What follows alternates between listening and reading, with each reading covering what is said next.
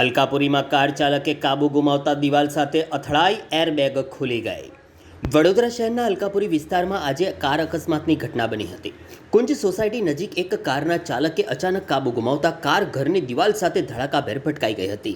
અકસ્માત એટલો જોરદાર હતો કે કારની એરબેગ્સ પણ ખુલી ગઈ હતી, જેના કારણે અકસ્માત ગંભીર હોવાનો અંદાજ લગાવવામાં આવી રહ્યો છે।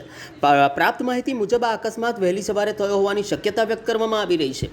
બનાવ બનતા જ આસપાસના લોકો ઘટના સ્થળે એકત્ર થઈ ગયા હતા।